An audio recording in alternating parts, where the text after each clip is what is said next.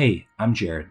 It's been a while, but I'm back, and today we're going to take a look at how I textured this orc inside of Substance Painter. So this is a bust that I made a couple of years ago based off of the work by Cosmin Podar. I was working on this piece in my free time back when I had started at Turtle Rock Studios in 2019. Back then, I was a wee little artist who was kind of afraid of the idea of texturing a character if I didn't have some sort of concept information to go off of. Well, fast forward a few years, and I've gotten a bit more comfortable with the idea of creating textures based off of my own gathered reference, and that led us to here in this piece. I had been thinking of a couple of different types of content that I wanted to make for the channel, and I felt like this was a great opportunity to use and finish this piece. I had majority of this character already done. I had the high poly in a good spot. I just had to go from there. Well, because of that, I was able to create a couple of other lessons out of this model, which you can check out on the page if you haven't already. We've gone through the process of UVing this model as well as creating the bakes for our low-res mesh. Now, the next stage that we're going to want to take a look at is going to be the texturing for this character. So like I had mentioned, the concept for this character didn't have any texture information on it. It was purely a 2D black and white sketch. So because of that, I had to spend a little bit of time up front gathering some reference information and trying to formulate ideas as to where I wanted to take this character. So for this piece, in an effort to help myself in creating my textures, the first thing that I wanted to do is start by establishing a kind of story or idea or theme for the direction that I wanted this character to head in. For this piece, I kind of liked the idea that maybe he was a little bit more of a cave dweller, wasn't super exposed to light on a day-to-day basis, and so some of that kind of influenced the conditioning and tones of his skin color, maybe something a little bit more pale.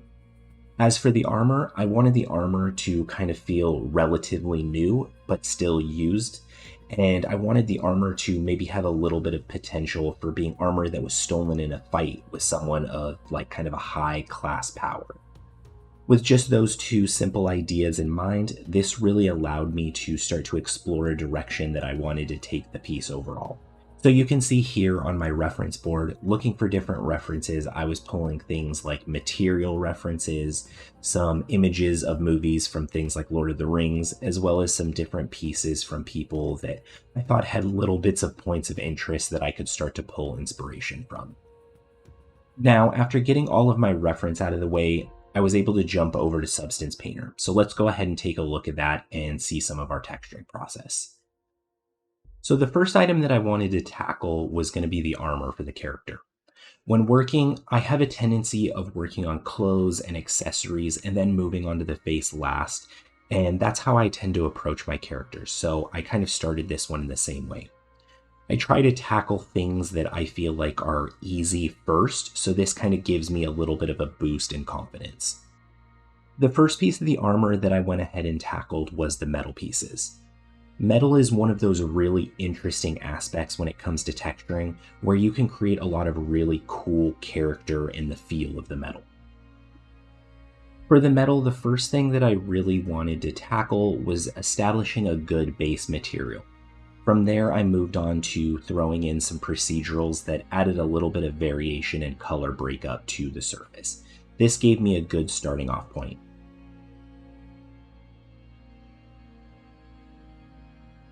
Like I had mentioned before, I had this idea that the character would have this armor that was maybe from someone that was kind of a high stature. So to kind of reinforce that idea, I wanted to incorporate some gold trimming to accentuate some of the edges and, really kind of play into that storytelling. Inside of the concept, there were a couple of edges that I wasn't sure what to do with initially, but I felt like these might be good places to kind of create that natural transition between my base metal to something like a gold trim.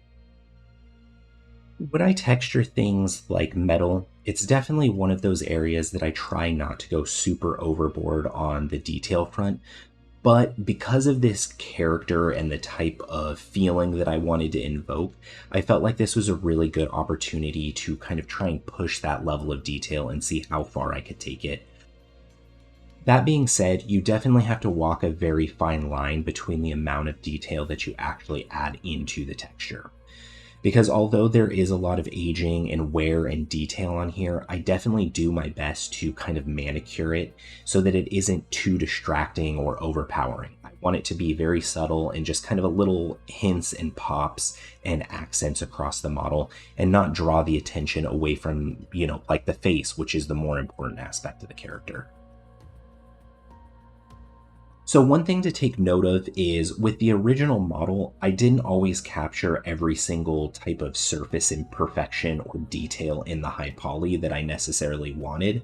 So this was another opportunity for me to kind of come back and add some of that information back in with the textures. The details that I feel like I was really missing and was able to capture in my texturing stage was some of the things like edge wear and some pock marks and surface irregularities, as well as some kind of minor scratching on the surface that really helps to sell what the material is. At this point, you can see that our armor is really starting to take shape. What's making it come across and feel so alive and lived in is just multiple layers of variation and breakup on my initial base surface. It's just variation of color and roughness to kind of add a little bit more interest and imperfection and believability. When layering in my variation and breakup on the surface, I really like to spend a heavy amount of focus on how my roughness map looks. For this metal, that was a huge part of what really ultimately conveyed the look and feel of the metal. If I didn't have this roughness map, the material would feel kind of flat and not quite as interesting and nuanced and subtle with detail. So like I had mentioned a little bit prior, I wanted this texture to feel like it had a very high level of detail in it, and part of what I used to do that was adding a couple of different layers of rust. The first layer of rust that I created was intended to be a little bit more subdued and not stand out quite as much. It was a detail that was going to be there, but I didn't want it to draw quite as much visual attention and be super distracting to the overall piece. So for the initial painting process of my rust layer, it was a very long process of painting in and out the rust where I wanted it to be and where I didn't want it. This layer was very heavily art directed because without that direction, I would end up with a result of armor that feels like it has a ton of rusting and aging and may have not been very well taken care of. I wanted this ultimately to be very localized to specific cavities, and I wanted it to be a subtle detail, and when you look at it, it doesn't pull too much attention, but it is there. So after getting that information in place, I wanted to add another rust layer, and this layer is meant to be kind of the punchy detail, the rust that you're going to notice on the surface. This layer of rust was really meant to accentuate a lot of the specific details on the model. I used it by throwing it in some of the cracks and crevices, and because of the color, it was a little bit more punchy. It drew a little more attention. You can notice that on a lot of the main hero scratches of the armor, it draws a little bit more focused, whereas some of the lighter rust around it isn't quite as much of a focal point. That was very intentional. At this point in the texturing process for the armor, overall I feel like it's in a pretty good spot, but one thing that I did feel like it was lacking was a bit of color nuance.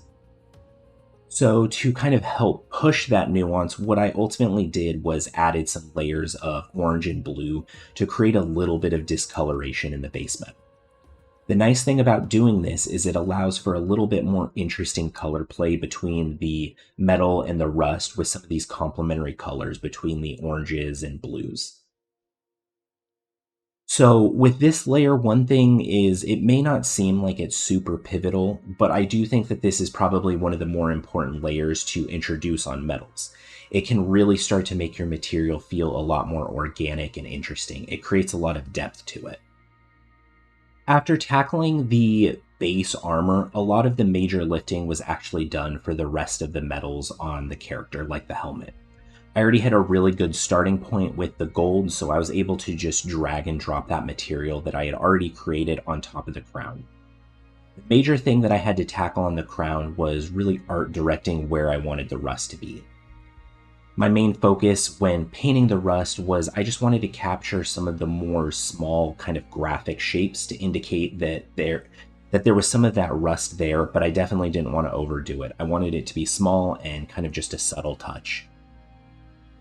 Now, by getting the metals out of the way, I felt like I was at a pretty good spot overall. I was kind of happy with how the textures were feeling, and it gave me a way to gauge the level of detail that I wanted to add into the whole character. After finishing up the metal, I moved on to tackling the leather. When starting something like leather, the first initial steps that I always take is getting a level of discoloration and breakup on top of my albedo. I like to use some oranges and tans just so that I can introduce some of that irregularity that leather has on a base material level. For the leather, I really wanted to convey the idea that the weather had kind of made it super dry and added a lot of discoloration to it. I wanted it to feel like it had seen a lot of wear and tear, so that was really kind of the idea that I was trying to capture. Because I knew that that was going to be the direction that I wanted to take it, I knew that I was going to need a lot of different layers of discoloration as well as breakup in my roughness map. After getting some good breakup on my albedo, I'll move on to doing the same process with my roughness maps as well. This is going to be where the material really starts to come together in my opinion, which is the strong roughness map, which I have mentioned before. The roughness map is probably your most important map when it comes to a PBR texture. For these layers, I like to find maps that have some very interesting breakup to them. Some of the maps that I like to pick just for the specific shape that they may have in the texture. I'll use those specific shapes and kind of extract them and overlay them on top of my base so that I can start to build up some interest. After moving through and tackling my roughness breakup, you can see that I have a little bit of a rebalancing that I need to do. It doesn't feel quite there yet, but to help kind of push it in that right direction, I start introducing edge lightening and discoloration on the edges to kind of indicate some of that breakdown that's occurred over time. At this point in the leather texture, a lot of what I've done has been building up procedural discoloration. But once I start to introduce the edge lightening, I'm a little bit more intentional where I want this information to be, trying to reinforce some of the sculpt detail that I put inside the model, as well as create new points of detail and interest. You can see that I'm using some of this light discoloration to put in some of the gouges that are in the leather, as well as adding a little bit of tear and damage where the leather might be starting to fall apart. It's a nice point of interest that kind of helps illustrate what the leather is doing over time, some of the stuff that I may have not been able to actually capture in the model. So from here, it definitely is starting to feel a lot more like leather. It has that feeling that I'm going after, but there's still an opportunity to kind of push this detail a little bit further. So to do that, what I did was introduce some cracking detail with the procedural. I wanted to add a little bit of the effect to kind of make the leather feel a little bit more dry, like some of the cracks are starting to take place and it hasn't been quite as taken care of. At this point, the leather looks pretty good. It's definitely in a spot that if I wanted to, I could call done and move on. But there was one final detail that I wanted to try and introduce, and that was going to be a layer of kind of black flaking across the surface. Unfortunately, I didn't capture that step on camera, but you can see the result of some of the detail here. It's just a little bit of a layer to add kind of punchy details on top of the leather. I don't want this to be too overpowering, but it was a nice little interesting touch that I was able to add that made the leather feel a little bit more interesting, maybe like there were kind of burn marks or, this orc had used something close to fire and some of those flares had gotten onto the leather and caused some of this damage. The next piece of the character that I have to tackle is going to be the cloth. Cloth is always one of those things that I feel like is really tricky to get and capture in 3D. A lot of that stems from the fact that I feel like there's always missing qualities from what you would expect cloth to look like inside of Substance Painter. It's missing that kind of fuzzy feel which can only be captured inside of the render engine. So I'm never entirely happy with how my cloth looks when I'm texturing it. But in spite of that, overall, I was pretty happy with the cloth that I was able to get. With this piece, obviously, I wasn't too worried about it feeling too overly dirty. I was really able to kind of play and add a lot of stains and variation to get some breakup to the color and roughness so that it felt more used and interesting and dirty. One thing that you'll notice here that I did is I actually did capture the detail of the fabric inside of Substance Painter. In a lot of cases, this isn't necessarily the workflow that I would go for on fabrics, and the reason for that is because I feel like I can get a little bit higher, better, richer quality inside of the engine with using something like a detail normal map instead. But for this piece, I felt like I was able to really get something that worked and kind of looked good inside of the engine, so I just ultimately ended up sticking with this as my final result. So at this point, I've gone through and I've tackled the accessories for my orc. Next, we're going to start to move on to some of the skin aspects like the teeth and the gum and the face area, as well as the eyes. For the skin and the teeth, I didn't really have the best direction that I wanted to go with, but I did have a couple of ideas of things that I wanted to try and incorporate. One of the main things that I really kind of found was an interesting detail was these white kind of abscesses on the gums. I really tried to pull out some of the discoloration and variation in the gums as well to make sure that I was kind of reinforcing this idea that they weren't super healthy.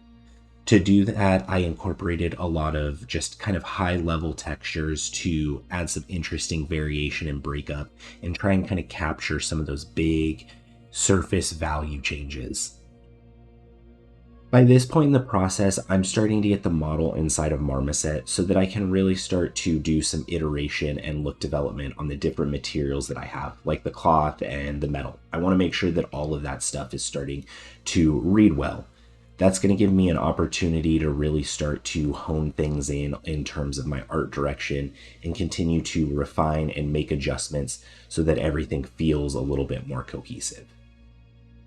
This also brought me to setting up the gums, which still feel like they're at a place where they're not quite where I want them at for the final product, but it was giving me an option to get them in, see how they were looking, and from here I was able to kind of pivot and polish and bring them together with the rest of the character. So after doing a little bit of texturing on top of the gums, I was in a good spot and I was able to move on to the teeth. This is where I was able to kind of start to bring both of these two together in line. The hard part about texturing all of these different parts, though, is I'm kind of texturing them a little bit separate from each other, so they're not quite as cohesive. So you can notice that the gums, at one point, the values were a little bit out of whack compared to what I wanted them with the other parts of the model. So I had to go through and kind of massage those values after I had done my initial step of texturing both the teeth and the gums.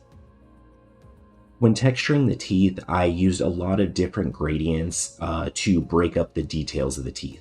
One of the prominent ways that I find making interesting variation on teeth is actually by using something as simple as like a marble pattern.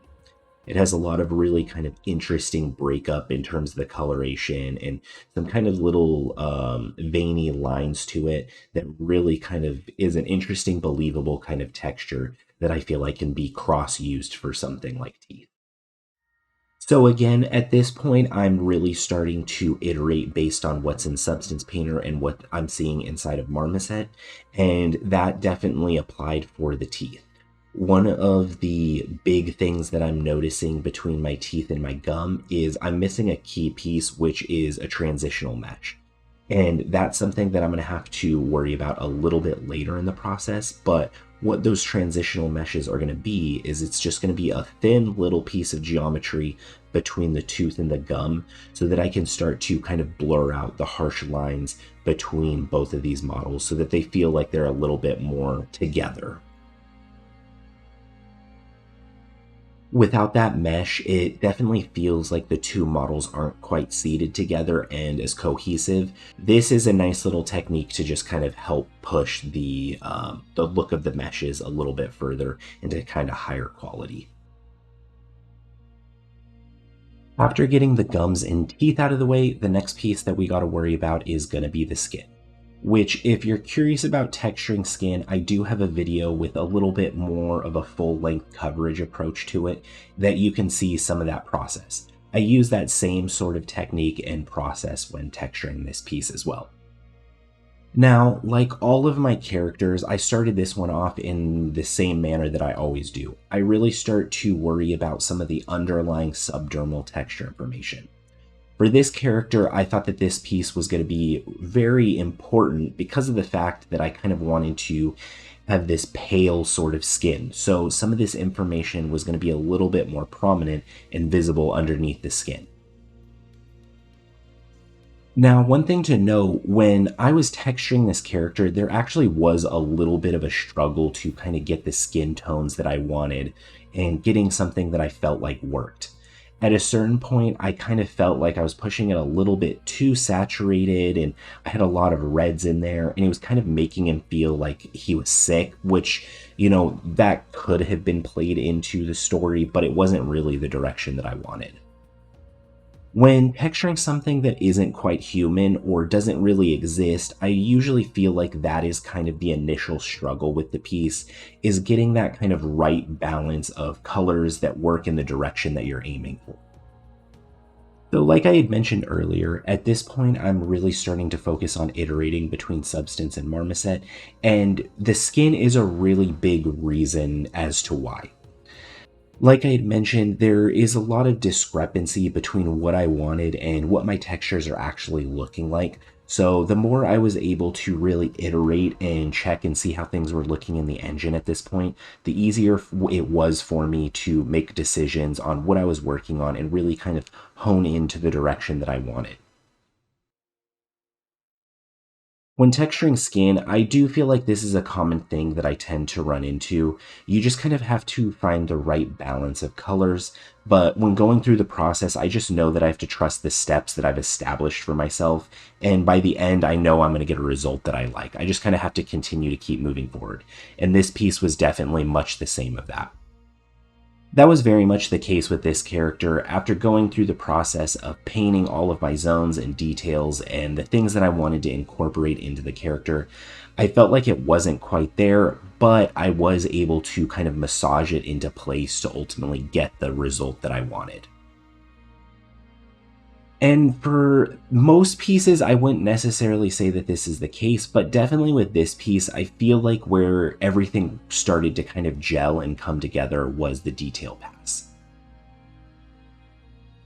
One of the main features on the detail pass that I really wanted to illustrate was the discoloration of the surface of things like sunspots and moles, and just some of that irregularity that I thought some of the skin damage could cause on this character. To do this, I used a lot of different tiling textures to get some of these kind of like irregular drip spot marks, because I felt like this kind of had some interesting shape and breakup to the skin. I did this with a couple of different layers. I tried to capture some large frequency details, which you can see as kind of these big purple shapes over the mouth, and some medium shaped details with kind of darker spots on the nose and the forehead, and also some smaller frequency details with some orangish and yellow colors that are subtle across the surface. After a couple of layers of this, I was pretty happy with how the skin was looking. It was definitely feeling very cohesive at this point, and it was falling in line with kind of the direction that I wanted. But there was a couple more elements that I wanted to talk about. The main element that I wanted to really try and capture with this character was some kind of like flaky, damaged skin that had been exposed after like sunburns or things like that. Now, the process for capturing these shapes was actually pretty straightforward. I just used a tiling splatter noise that I had, and this gave me a lot of these kind of big, interesting shapes of maybe like exposed sunburn marks. And at first glance, it doesn't look great, but I was able to introduce the missing part of it, which was going to be adding some raised flaking skin around the edge. This, I just went in and kind of hand painted this detail with a little bit of height so that I had kind of these interesting sort of sunburn marks, and they were reinforced by the tertiary detail of kind of this flaking skin effect on the edges.